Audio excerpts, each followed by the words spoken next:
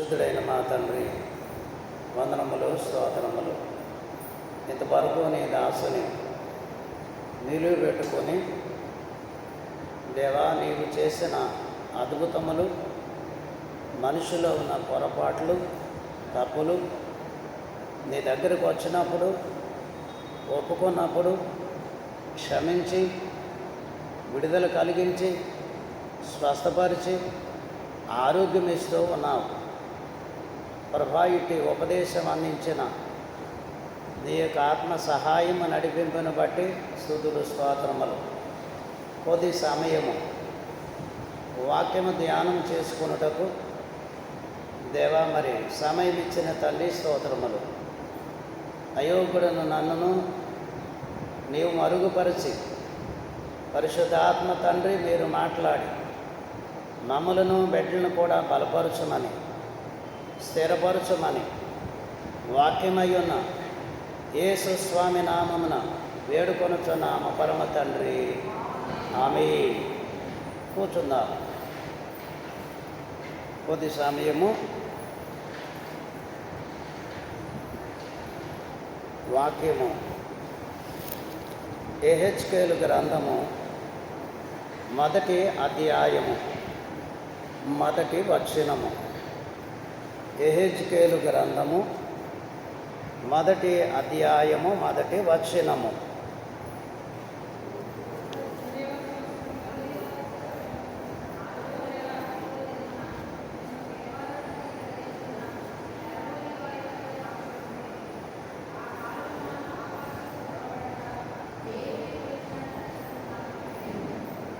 చాలే, కొంచెము మనం ఎవరి గురించి అయినా చెప్పుకుంటే గనక ఒక్కొక్కరి గురించి చెప్పుకుంటూ పోతే మరి సహజంగా మనకి కొంతవరకే అర్థమవుతుంది. అయినా ఒక్కరి గురించే బాగా మరి మనం చెప్పుకోవాలంటే ఆ ఒక్కరి గురించి మనం బాగా తెలుసుకుని ఉండాలి. ఆ ఒక్కరి గురించి మనం బాగా తెలుసుకొని ఉండాలి. అలాగే బైబిల్ గ్రంథం అంతా కూడా ఒక్కొక్కరు ఒక్కో సందర్భంలో ఒక అంశం మీదుగా మరి చాలా సంగతులు దేవుడు వారికి అందించగా రాసుకున్నారు, భద్రపరిచారు. నేటి కాలంలో మనం కూడా మరి వాటిని ధ్యానం చేసుకొని స్తుతిస్తున్నాం. గనక యెహెజ్కేలు గ్రంథము ఇక మరి ఈ 48 అధ్యాయాలు కూడా చాలా బాగుంటాయి. గనక నిదానముగా ఈ గ్రంథము చదివినప్పుడు ఈ గ్రంథములో ఉన్న విషయాలు మనకునే అర్థమవుతాయి. చదివేటప్పుడు మనసు పెట్టి చదివి వాటిని మన మనస్సునికి అర్థమయ్యేటట్లుగా ధ్యానం చేసుకుంటే బాగా అర్థమవుతుంది. గనుక మరి ఈ యొక్క ఆ గ్రంథము 48 అధ్యాయములు 48 అధ్యాయములు వచనాలు 273 వచనాలు. ఈ 48 అధ్యాయాల్లో ఉన్నటువంటి వచనములు 273 వచనాలు. ఇప్పుడు మనము ఈ మొదటి అధ్యాయములో మొదటి వచనము నేను చదువుతాను, చూసుకోనండి. 30వ సంవత్సరం 4వ నెల 5వ దినమున నేను కియబారు నది ప్రదేశమున చెరలోని వారి మధ్య కాపురముంటిని. ఆ కాలమున ఆకాశము తెరవబడగా దేవుని గూర్చిన దర్శనములు నాకు కలిగెను. ఈ వాక్యము మన అంతరంగములలో ప్రభు భద్రపరిచి దీవించును గాక. ఆమేన్. సరే, ఈ ఒక వచనము కొద్ది సమయము ధ్యానం చేసుకుందాం. ఈ యొక్క గ్రంథము రాయబడిన కాలము క్రీస్తు పూర్వము 559 నుంచి మరి 63-64 సంవత్సరాల మధ్య ఈ గ్రంథం రాశారు. గనక ఈ గ్రంథము రాసినటువంటి కాలం ఇది. ఆ యొక్క సమయము 30వ సంవత్సరము. అంటే యెహెజ్కేలు గారి వయసు దేవుని సేవకు లేక దేవుని పనికి అభిషిక్తుడిగా పని చేయటానికి ఆరంభించిన కాలము 30 సంవత్సరాలు. యేసు ప్రభు వారి యొక్క వయసు సేవ ప్రారంభించిన కాలము సంవత్సరములు కూడా 30 సంవత్సరాలు. అలాగే ఆయన 30 సంవత్సరములో దేవుని సేవ చేయటానికి అభిషేకింపబడి ఆ పనికి దేవుడు ఏర్పాటు చేసుకున్నటువంటి స్థితులను మనం చూస్తున్నాం. ఇప్పుడు ఈ 30వ సంవత్సరం కంటే ఇంకా కొంచెము అంటే వెనక్కి, ఇప్పుడు ముందరకు వచ్చేసాం. ఇంకొంచెం వెనక్కి వెళితే ఇక్కడ మరి మొదటి రాజుల గ్రంథము చివరి అధ్యాయములలో గనక దినవృత్తాంతముల గ్రంథము చివరి అధ్యాయములలో, యెజరా గ్రంథము చివరి అధ్యాయములలో గనక 2-3 పర్యాయములు నెబుకద్నెజరు ఆ కల్దీల దేశము నుండి ఇశ్రాయేలు దేశం మీదకి వచ్చి వీరిలో ఒక 10,000 మందిని యుద్ధం చేసి వారిని ఓడించి ఈ 10,000 మందిని చెరగా ఆ కల్దీల దేశంలోనికి తీసుకుని వెళ్ళిపోతాడు. ఆ కల్దీల దేశంలోనికి తీసుకుని వెళ్ళిపోయిన ఆ సంవత్సరములు అక్కడ పూర్తి కాబోచ్చినప్పుడు వారు చెరలో ఉన్న కాలం ఎన్ని సంవత్సరాలంటే 70 సంవత్సరాలు. ఈ 70 సంవత్సరముల కాలము గనక వీరు చెరలో ఉండి దేవుడు ఏం చెబుతాడో, దేవుడు ఏం చేపిస్తాడో, గనక దేవుడు ఏమి వినిపిస్తాడో అది చెప్పేది, చేసేది, వినేది దేవుని యొక్క ఆధీనము నుండి బయలుపడినటువంటి మరి దేవుని యొక్క చిత్తం. అలాగున వీరు యూదులైనటువంటి వారు మరి ఐగుప్తు దేశము నుండి వారిని ఆ చెర నుండి బానిసత్వము నుండి విడిపించి వీరిని పాలస్తీనా దేశానికి దేవుడు తోడుకొని వచ్చెను.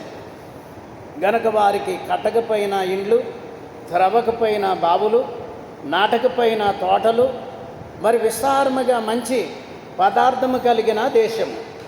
ఆ దేశమును దేవుడు వీరికి బహుమానముగా ఇచ్చాడు.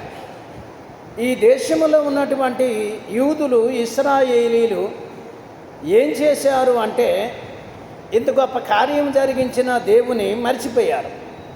ఇంత గొప్ప మరి కార్యములు జరిగించి వారిని ఐగుప్తు దేశము నుండి తోడుకొని వచ్చి ఇంత శ్రేష్టమైనటువంటి స్థితి ఇచ్చినటువంటి దేవుని మరిచిపోయి వారు ప్రార్థన చేయటం మానివేసి, వారు దేవుని ఆజ్ఞలు అనుసరించడం మానివేసి గనక మరి ఏం చేయటం మొదలుపెట్టారంటే ఎక్కడెక్కడ పచ్చని ప్రాంతాలు, కొండలు, ఎత్తైన పర్వతాలు, వృక్షాలు కనబడతాయో అక్కడ ఉన్నటువంటి కొంతమంది జన సహవాసంలోనికి వీరు వెళ్ళి ఆ జన సహవాసంలోనికి మరి వెళ్ళిన వీరు కూడా వారి పద్ధతులను పట్టించడానికి మొదలుపెట్టారు.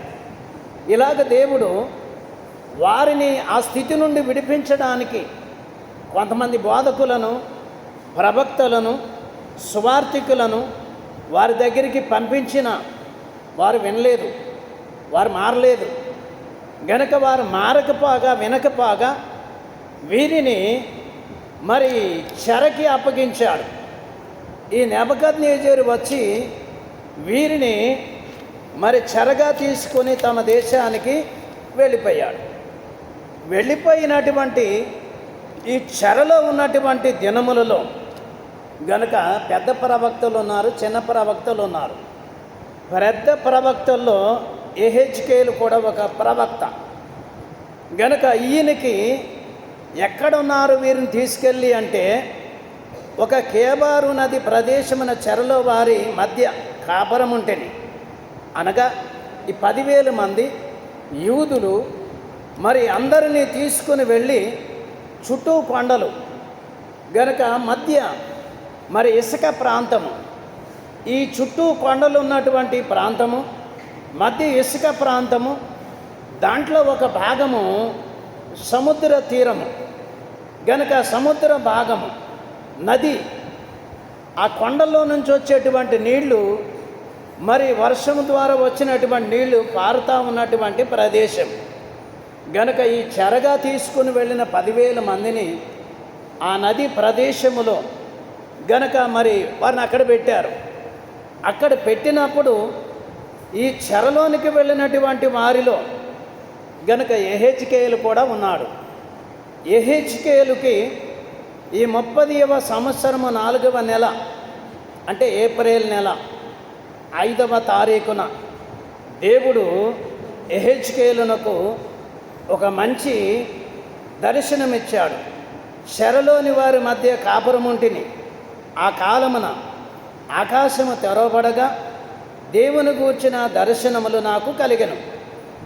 గనుక అదే సంవత్సరమే ఈయన యాజకుడిగా పనిచేయటానికి దేవుడు ఏర్పాటు చేశాడు.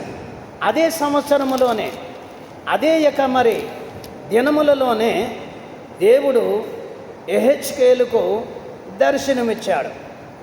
ఈ దర్శనాలు చాలా రకాలుగా ఉన్నాయి. ఈ దర్శనాలు చాలా బాగుంటాయి. గనక ప్రార్థన చేసేవారికే దర్శనాలు వస్తాయి, యథార్థంగా ఉన్నవారికే దర్శనాలు వస్తాయి. కాబట్టి ఇది ప్రతి ఒక్కరు కూడా గ్రహించాలి. ఇలాగని వచనములో యెహెజ్కేలు గారికి దేవుడు దర్శనమిచ్చాడు. గనక దర్శనమిచ్చినటువంటి కాలములో ఇంకెవరున్నారు అంటే 2వ వచనములో యెహోయాకీను చెరపట్టబడిన 5వ సంవత్సరము ఆ నెలలో 5వ దినమున కల్దీల దేశమందున్న కేబారు నది ప్రదేశమున యెహోవా వాక్కు నాకు బూజు కుమారుడును యాజకుడునగు యెహెజ్కేలునకు ప్రత్యక్షము కాగా అక్కడనే యెహోవా హస్తము అతని మీదికి వచ్చెను. ఇక్కడ ఈ యూదులైనటువంటి వారి చెరలో ఉన్నటువంటి వారిని మరలా విడిపించడానికి దేవుడు ఒక గొప్ప దర్శనము చూపించాడు. ఆ దర్శనము గనక మనం గ్రహించాలి. ఈ దర్శనాలు గనక ఈ వాగ్దానములు దేవుని చిత్తమును బట్టి దేవుడు ముందేం జరుగుతుందో వెనకాలేం జరిగిందో దేవుడు తెలియచేస్తాడు. గనక ముందు జరుగుతున్న దాన్ని తెలుసుకోవాలంటే వెనకాల ఏం జరిగిందో అది తెలుసుకోవాలి. వెనకాల జరిగిన దాన్ని తెలుసుకుంటే ముందేం జరుగుతుందో మనకి సులువుగా అర్థమవుతుంది. గనక ఈ సులువైన పద్ధతిలో యెహెజ్కేలు గారికి వెనకేం జరిగిందో అది దేవుడు చూపించాడు. ఇప్పుడు ముందేం జరుగుతుందో దేవుడు చూపించి దర్శనములో మాట్లాడతాడు. గనక ఇప్పుడు యెహెజ్కేలు గ్రంథం 3వ అధ్యాయము 23వ వచనం ఒకటి. నేను లేచి మైదానపు భూమికి వెళ్ళగా కేబారు నది దగ్గర యెహోవా ప్రభావము నాకు ప్రత్యక్షమైనట్టు ఆయన ప్రభావము నిలువబడి నాకు ప్రత్యక్షమాయను. గనుక ఈ 23వ వచనములో మరి ఈ కేబారు నది దగ్గర దేవుడు నాకు ప్రత్యక్షమైనట్లు ఈ 3వ అధ్యాయములో కూడా దేవుడు నాకు మరి ప్రత్యక్షమైనట్లుగా దేవుడు తన చిత్తాన్ని తెలియచేస్తాడు. గనక మనుషులకు ఆరోగ్యం రావాలంటే పరలోకములో దేవుడు ద్వారము తెరిస్తే తప్ప మనుషులకు ఆరోగ్యం రాదు. ఆకాశము నుండి వర్షం వస్తే తప్ప భూమి పండదు. అలాగే దేవుని చిత్తము కూడా నరులకు శ్రమ రావాలన్నా దేవుని యొక్క ఏర్పాటు సన్నిధిలో నుండి వచ్చును. దేవుని యొక్క ఏర్పాటులో నుండి వస్తున్నవన్నీ కూడా అక్కడ నుంచే వస్తాయి. గనక మనం అర్థము చేసుకోవాలి. గనక పరలోకములో నుండి దేవుని సింహాసనము వద్ద నుండి మనుషులు మార్పు కొరకు మనుషులకు శ్రమలు వస్తాయి. ఆ శ్రమ వచ్చినప్పుడు మార్పు వస్తే మనుషుడు బాగుంటాడు. ఆ శ్రమలో మార్పు కనుక రాకపోతే మనుషుడు అదే శ్రమలోనే ఉంటాడు. ఈ యూదులైనటువంటి వారు కూడా మార్పు కలిగించడానికి దేవుడు ఎన్ని ప్రయత్నాలు చేసినా కానీ వారిలో మార్పు రాలేదు. ఇంకా వారిలో మార్పు రావడానికి చెరలోనికి పంపించాడు. పోనీ అక్కడైనా ఏమైనా మార్పు వస్తుందా? గనక అక్కడైనా ఏమైనా వీరికి అర్థమవుతుందా అంటే అర్థం చేసుకునే పరిస్థితిలో వారు కనబడటం లేదు. అయినా దేవుడు మనుషులకు కష్టాలు గనక మరి శోధనలు, జబ్బులు కొన్నిసార్లు దేవుని మహిమార్థముగా దేవుడు వాటిని పంపించి గనక వాటి ద్వారా మనుషులు దేవుడితో తిరిగి దేవుడు మరి చేసిన అద్భుతాలను గ్రహించి వారు అలాగున దేవుడని నమ్మి విశ్వసించి దేవుని కొనియాడుదురు. గనక యెహెజ్కేలు గ్రంథము 8వ అధ్యాయము 3వ వచనము. 8వ అధ్యాయం 3వ వచనంలో, మరియు చెయ్య వంటిది ఒకటి ఆయన చాపి నా తల వెంట్రుకలు పట్టుకొనగా ఆత్మ భూమి ఆకాశముల మధ్యకు నన్నెత్తి నేను దేవుని దర్శనములను చూచుచుండగా యెరూషలేమునకు ఉత్తరపు వైపునున్న ఆవరణ ద్వారము దగ్గర రోషము పుట్టించు విగ్రహ స్థానములో నన్ను దింపెను. గనక ఇక్కడ ఏం జరుగుతుంది అది యెహెజ్కేలు గారికి దేవుడు చూపించాలి. ఇక్కడ ఏం జరగబోతుంది అది యెహెజ్కేలు గారు చూడాలి. గనక ప్రతి కార్యానికి ఆరంభము అర్థం కావాలి, ప్రతి కార్యానికి ముగింపు కూడా అర్థం కావాలి. గనక ఆరంభము అర్థమైతే ముగింపు కూడా అర్థమవుతుంది.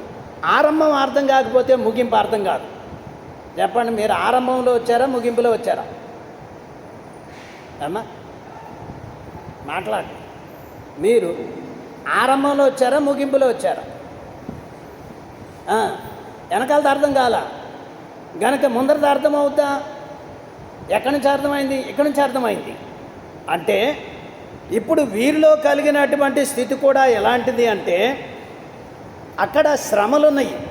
గనక వారి దగ్గరికి పరిశుద్ధ ఆత్మ తండ్రి ఈ యెహెజ్కేలు గారిని తన చేత్తో పట్టుకుని తీసుకుని వెళ్ళి అవన్నీ కూడా చూపించను. అక్కడ ఏం జరుగుతుంది? గనక యెరూషలేము ద్వారము దగ్గర, దేవుడు ఏర్పాటు చేసిన మందిరము దగ్గర, ఆ ద్వారము దగ్గర ఉండకూడనివి ఉంటున్నాయి. గనక మరి జరగకూడని పనులు జరుగుతున్నాయి. గనక వినకూడని మాటలు వినబడుతున్నాయి. ఇవన్నీ కూడా యెహెజ్కేలు గారికి దేవుడు ఒకటి చెబుతున్నాడు, రెండవది చూపిస్తాడు. గనక జరిగిపోయేది మరి చూడాలి, మరి జరుగుతున్నది దేవుడు చెబుతాడు. గనక మనం ఎక్కడున్నాము అంటే ఇటు జరిగే దగ్గర ఉన్నాము, ఇటు వినిపించుకునే దగ్గర ఉన్నాం. ఇక్కడ వచ్చిన ప్రాబ్లం.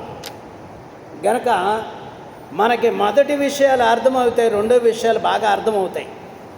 గనక మరి అర్థం చేసుకోవడానికి ప్రయత్నం చేయాలి. అలాగున ఎక్కడ శ్రమ ఆరంభమైంది, ఎక్కడ ఎందు గురించి వచ్చింది, అది బాగా ఈ 10,000 మందికి గనక దేవుడు తన విషయాలు తెలియచేయాలి. తెలియచేయాలంటే ఎవరొకరు పని చేయాలి. ఎవరొకరు పని చేయాలంటే దేవుని మాట వినాలి. దేవుని మాట చెవులు వేసుకుంటే గనక దేవుడు చెప్పినట్టుగా చేయగలడు. అయితే మరి తను ఇష్టానుసారముగా కొంత ఒకవేళ తలంపు ఉన్నా కానీ దేవుడు చెప్పినట్లుగా చేస్తే చాలా బాగుంటుంది. గనక అది కావాలి. యెహెజ్కేలు గ్రంథం 10వ అధ్యాయము 15వ వచనం. యెహెజ్కేలు గ్రంథము 10వ అధ్యాయం 15వ వచనం. ఈ కెరూబులు పైకెక్కెను, కేబారు నది దగ్గర నాకు కనబడిన జంతువు ఇదే. 20వ వచనం. కేబారు నది దగ్గర ఇశ్రాయేలు దేవుని క్రింద నాకు కనబడిన జీవి ఇదే. అవి కెరూబులని నేను గుర్తుపట్టి తిని. గనక కెరూబులు ఎక్కడ ఎక్కువగా కనబడతాయి అంటే మరి దినవృత్తాంతముల గ్రంథములో దేవాలయము నిర్మాణం అప్పుడు వాటిని సూచించు ఒక సంగతి. నిజముగా ఆత్మస్వరూపి అయి ఉండి అవి దేవుని నిత్యము స్తుతించడానికి యెషయా గ్రంథం 6వ అధ్యాయంలో ఇక్కడ శరాబులు కెరూబులు కనపడతాయి. ప్రకటన గ్రంథములో దేవుని సింహాసనము వద్దనున్న గనుక మరి అక్కడ శరాబులు కెరూబులు పరిశుద్ధులు దేవుని స్తుతిస్తున్నట్లుగా కనిపిస్తాయి. గనక మనం నేర్చుకోవలసింది ఏంటి అంటే ప్రార్థన. గనక ఈ ప్రార్థనలో ఉన్నటువంటి అనుభవం మనకు అర్థమైతే దేవుని దగ్గరికి మనం చాలా దగ్గరగా చేరుకోగలం. ఈ ప్రార్థన అనుభవంలో మనం సరిగ్గా లేకపోతే దేవుడి దగ్గరికి చేరుకోవడానికి అవకాశం ఉండదు. గనక ఈ అనుభవాలన్నీ చూపిస్తూ యెహెజ్కేలు గ్రంథ ప్రవక్త గనక మెల్లమెల్లగా ఎక్కడికి తీసుకెళ్తున్నాడంటే దేవుడు తన సంపూర్ణమైన స్థితిని యెహెజ్కేలు గారికి చూపించడానికి తీసుకెళ్తున్నాడు. ఒక్కొక్కటి నెమ్మదిగా మరి తీసుకుని వెళ్ళి ఆ సంగతులన్నీ కూడా తెలియచేస్తున్నాడు. ఈ మరి దర్శనములన్నీ ఎవరి గురించి అంటే ఇశ్రాయేలీల గురించి, యూదుల గురించే. వారున్న స్థితిగతుల గురించి, వారు బ్రతుకుతున్న మరి బ్రతుకు గురించి మాత్రమే ఈ సంగతులన్నీ వ్రాయబడినవి. 11వ అధ్యాయము 24వ వచనం, యెహెజ్కేలు గ్రంథము 11వ అధ్యాయం 24వ వచనం. తర్వాత ఆత్మ నన్ను ఎత్తి నేను దైవాత్మ వశుడును కాగా దర్శనములో నైనట్టు కల్దీల దేశమనందు చెరలో ఉన్న వారి యొద్దకు నన్ను దింపాను. అంతలో నాకు కనబడిన దర్శనము గనక కనబడకుండా పైకెక్కాను. ఇప్పుడు కింద భూమి మీద ఉన్నటువంటి ఆ ప్రదేశంలో ఉన్న ఈయనకి ఏం కనపడింది? ఇక్కడ మరి శరాబులు గనుక కెరూబులు పరిశుద్ధులు వీరందరూ కూడా కనబడుతున్నారు. అయితే వీరందరూ కూడా కనబడుతున్నప్పుడు ఇది ఇక్కడే కనపడినట్టుగా ఉంది. ఈయనకి చూపించవలసిందంతా చూపించేశాడు. కాబట్టి ఇక్కడ అర్థమైంది సంగతి. కాబట్టి మరలా ఈ సంగతి అంతా మరలా పైకి వెళ్ళిపోవును. దేవుడు చూపించినప్పుడు చూడాలి. దేవుడు మాట్లాడేటప్పుడు వినాలి. దేవుడు మాట్లాడుతున్నాడు కదా, నేను మాట్లాడితే గనక తెలుసుకోవడానికి ఏం చేయాలంటే మనుషుడు దేవుడి దగ్గర అడిగి తెలుసుకోవాలి. గనక అడిగి తెలుసుకోవాలి. ఏం తెలుసుకోవాలి? మనకు తెలియని సంగతులు అడిగి తెలుసుకోవాలి. గనక నాకు అన్నీ తెలుసు, ఇది కూడా తెలుసు అంటాడు. ఒక ధర్మశాస్త్రోపదేశకుడు వచ్చి ఏం చెప్తాడంటే, బోధకుడా, నేను మరి దేవుని రాజ్యంలోనికి వెళ్ళటానికి నేనేం చేయాలి? నేనేం చేస్తే గనక మరి రాజ్యంలోనికి వెళ్తాను అని అంటాడు. అని అన్న తర్వాత మరి ప్రభు ఏం చెప్తారు అంటే, నీ తల్లిని సన్మానించు. ఇది ఎప్పటి నుంచో చేసుకుంటూ వస్తున్నాను, అది కూడా లేదు, చేసుకుంటూ వస్తున్నాను. రెండవది ఏంటి? గనక ఒకడు నీటి మూలంగా ఆత్మ మూలముగా జన్మించాలి, నువ్వు జన్మించు అని అంటే, నేను మరలా ఇంత పెద్ద వయసు వచ్చింది, నేను మరలా తల్లి గర్భంలోనికి వెళ్ళి జన్మించడం ఎలా కుదురుతుంది అని చెప్పి అన్నాడు. మరే అది శరీర జన్మం కాదురా, ఆత్మ సంబంధమైన జన్మం. కాబట్టి ఆ జన్మము నీవు కలిగి ఉంటే ఈ అనుభవం నీకు వస్తుందని ఇది అయిపోయింది. తర్వాత ఇది కూడా మరి నాకు అర్థమవుతుంది అని చెప్పినప్పుడు, ప్రభు నీకు ఒకటి తక్కువగా ఉంది, అది చేయగలవు ఏంటని అడిగితే ఏం చెప్తాడు? నీకు ఒకటి తక్కువగా ఉంది, ఏంటది అని అంటే, నీకు కలిగి ఉంది కదా, డబ్బులు ఉన్నాయి కదా, ధనం ఉంది కదా, అదంతా పేదవారికి ఇచ్చేసి నా ఎద్దకరా అని చెప్తాడు. అప్పుడు వీడికి ఏం కలుగుతుంది? వ్యసనం కలుగుతుంది. గనక అడిగినోడు అతనే విషయాలు చెప్పగా విన్నగా, పోనీ మరి విన్నిన తర్వాత ఇలా చేస్తానని ఎందుకు అనలేదు అంటే, తనకు కావాల్సిందంతా ఉన్నప్పటికీ వాటిని సరిగా అనుసరించలేదు, వాటిని సరిగా పట్టించలేదు. తీరా దగ్గరికి వచ్చేసరికి నువ్వు వాటిని వదిలిపెట్టి ఇలా రా అంటే, మరి మనిషి దగ్గరికి ఏమొచ్చింది అని అంటే స్వార్థం వచ్చింది, లేక మరి వ్యసనం వచ్చింది. గనక దేవునికి ఎప్పుడు దగ్గర అవుతామో మనిషి దగ్గరికి అప్పుడు ఒక రకమైన వ్యసనం వచ్చేస్తుంది, ఒక రకమైనటువంటి ప్రాబ్లం వచ్చేస్తుంది. గనక వాటిని లక్ష్య పెట్టకుండా ముందరికి వెళితే ఆ ధర్మశాస్త్రోపదేశకుల్లా కాదు, అది చేశాడో చేయలేదో మనకు తెలియదేక, ఆ చరిత్ర అక్కడే ఉంది. మన వరకైతే మరి సంపూర్ణంగా దేవుడి తట్టు తిరిగి దేవుని ఏర్పాట్లో జీవించాలి. గనుక యెహెజ్కేలు గ్రంథము 43వ అధ్యాయము 43వ అధ్యాయము 3వ వచనం 43వ అధ్యాయము 3వ వచనం 3వ వచనములో ఏం రాయబడి ఉంటుంది అని మనం చూస్తే చాలా చక్కని విషయం ఉంటుంది చూడండి. అధిపతి యగువాడు తన ఆధిపత్యమును బట్టి యెహోవా సన్నిధి నుండి ఆహారము భుజించినప్పుడు అతడు అచ్చట కూర్చుండును. అతడైతే పంట మార్గముగా ప్రవేశించి మంటపము మార్గముగా ప్రవేశించి ఆ మంటప మార్గముగా బయటికి పోవలెను. ఈ సంగతులన్నీ ఏ మార్గాన్ని వెళ్ళాలి, ఏ మార్గంలో వెళ్ళకూడదు, ఈ చాలా మరి విశాలమైనటువంటి సంగతులు గనక దేవుడు మరి ప్రతి ఒక్కరిని కూడా దర్శనమిస్తాడు, మాట్లాడతాడు. అంటే యెహెజ్కేలు గారికి కలిగిన దర్శనాలు చాలా ఉన్నాయి. ఒక్కొక్క అధ్యాయంలో చాలా మరి దర్శనాలు ఉన్నాయి. గనక యేసుక్రీస్తు ప్రభువును శరీరధారిగా చూశాడు. ఎవరు? యెహెజ్కేలు ప్రవక్త. మొదటి అధ్యాయములో 26వ వచనములో చూస్తాం. 26వ వచనములో ఏముంటుంది అంటే, వాటి తలల పైనున్న ఆ మండలం పైనున్న నీలకాంతమయమైన సింహాసనము వంటిది ఒకటి కనబడెను. మరియు ఆ సింహాసనము వంటి దాని మీద నరస్వరూపియకు ఒకడు ఆసీనుడై ఉండెను. ఈ శరీరధారిగా వచ్చినటువంటి యేసుక్రీస్తు ప్రభువారిని గనక ఆయన రావటానికి ఇంకా చాలా సంవత్సరాలు ఉంది. దగ్గరికి 600-700 సంవత్సరాల కాలం ఉంది.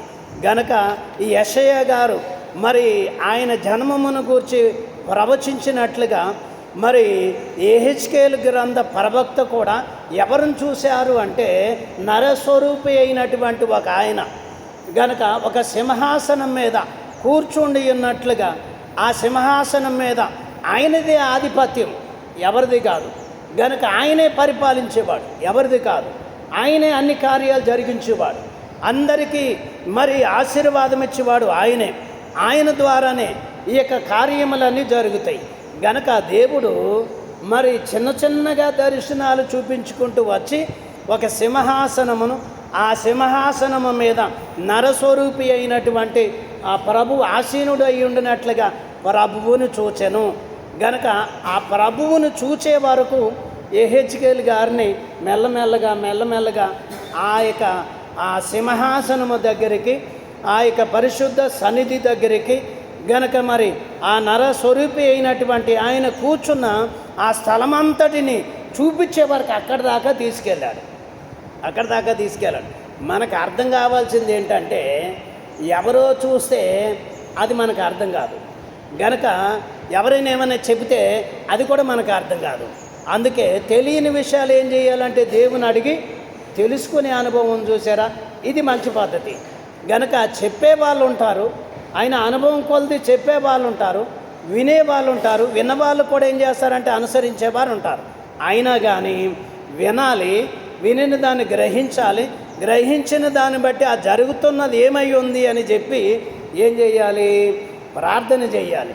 ప్రార్థన చేయటం వలన ఈ యొక్క గొప్ప దర్శనాలు దేవుడిస్తాడు. ఈ గొప్ప దర్శనాలు గనక దేవుడిచ్చినప్పుడు ఏం జరుగుతుందంటే, ఇప్పుడు జరగబోయేది ముందు జరగబోయేది అర్థం కావాలి. గనక మన జ్ఞానానికి అర్థం కాదు, దేవుడే మాత్రమే జరగబోయేది మరి తెలియచేస్తాడు. గనక చాలా జాగ్రత్తగా నేనేమంటున్నానంటే, మీరు ప్రార్థన చేసుకున్నా చేసుకోకపోయినా, దేవుని మందిరానికి వెళ్ళినా వెళ్ళకపోయినా, నీ జీవితంలో ఏం జరుగుతుందో నీకు చెప్పకుండా ఏం దేవుడేమి చెయ్యడు. నీ కుటుంబాల్లో ఏం జరుగుతుందో నీకు తెలియచేయకుండా దేవుడు ఏం చేయడు. గనక నీ యొక్క మనసులో, నీ హృదయాల్లో, నీ కుటుంబాల్లో ఏం జరుగుతుందో నీకు తెలియకుండా దేవుడు ఏ కార్యం జరిగించడు. మొట్టమొదటిగా నీకు ఆ విషయాలు దేవుడు అర్థమయ్యేటట్లు చేసి తెలియచేస్తాడు. గనక అదే దేవుని గొప్పతనం, అదే దేవుని గొప్ప మరి దర్శనాలు కలిగినటువంటి గొప్ప భాగ్యము.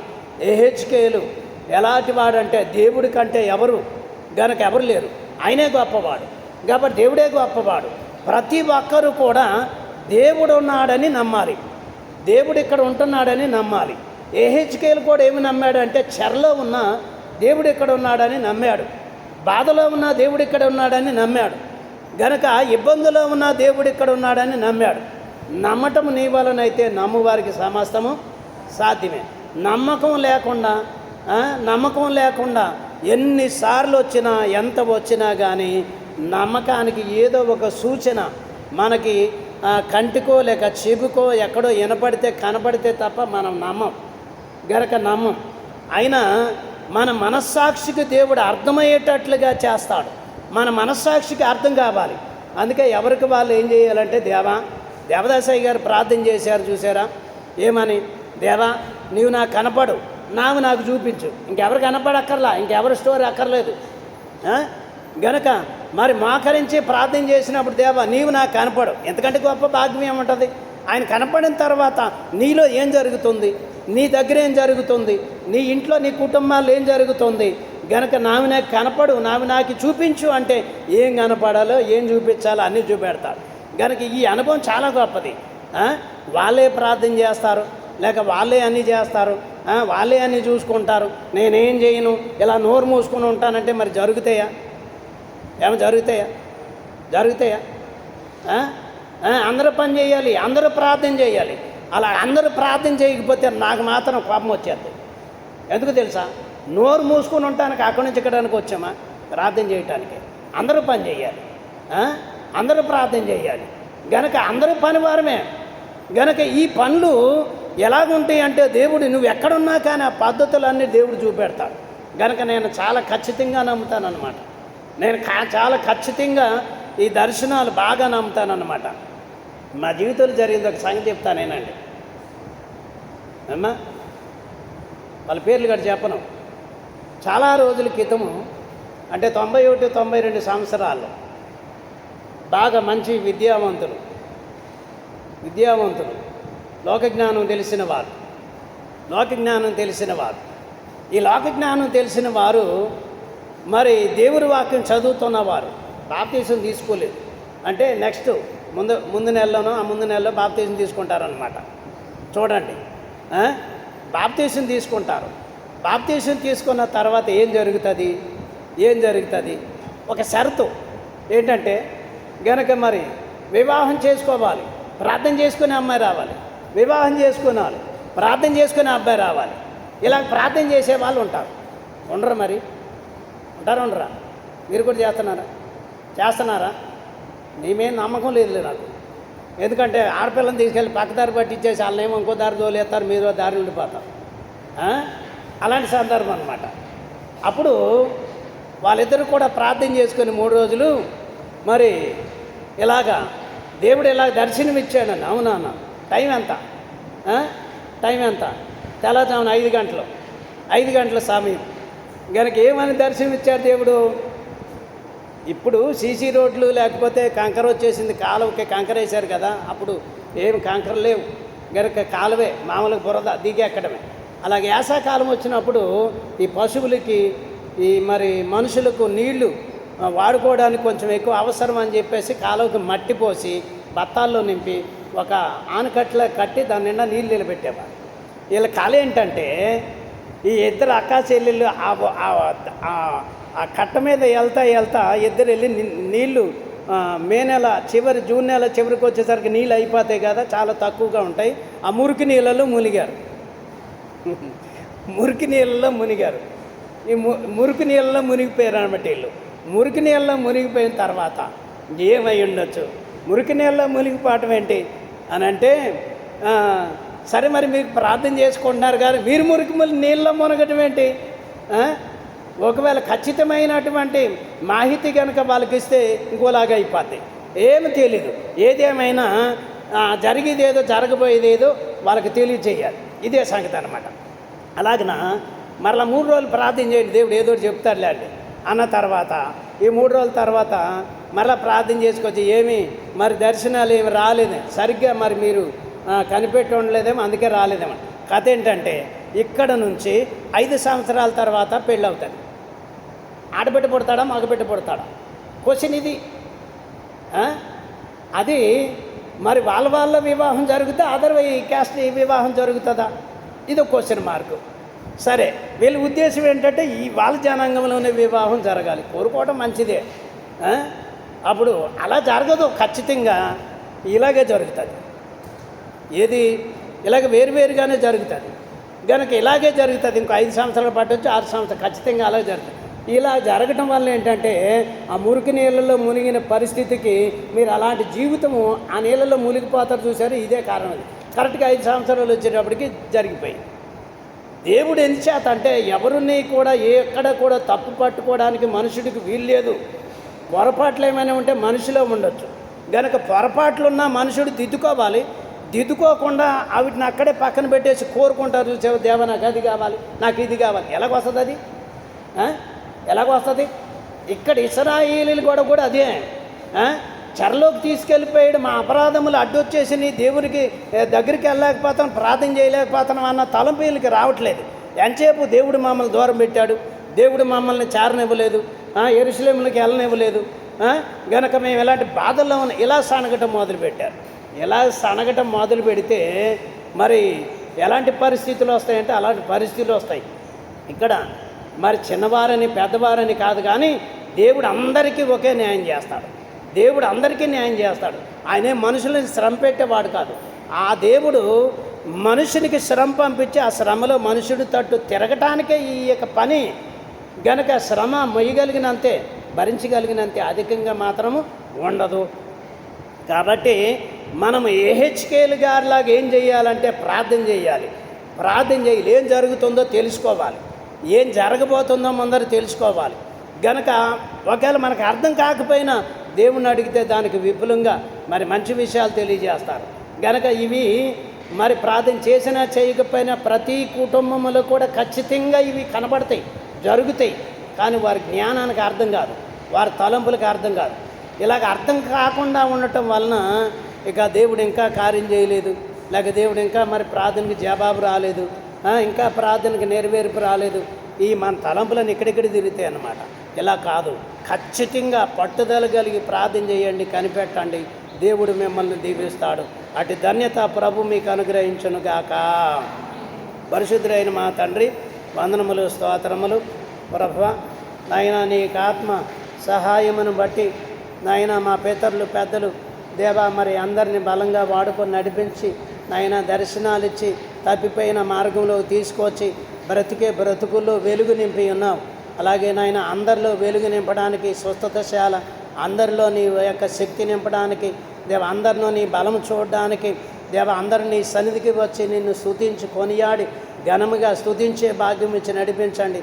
అందరూ నాయన పనివారి, అందరూ పని చేయాలి, అందరూ ప్రార్థన చేయాలి దేవా. ఎవరు ఊరికే ఉండటానికి లేదు గనక ప్రభు అటువంటి స్థితి దేవా, నడుము కట్టుకొని దీపాలు వెలిగించుకొని అని సెలవిచ్చినట్లుగా అటు దివ్యమైన అంతస్తుతి ప్రతి ఒక్కరు కలిగి ఉండే ధన్యత దేవా మాకు బిడ్డలకి మరి ఎక్కువ అనుగ్రహించమని ఈ హస్తానికి సమర్పిస్తూ యేసు నామం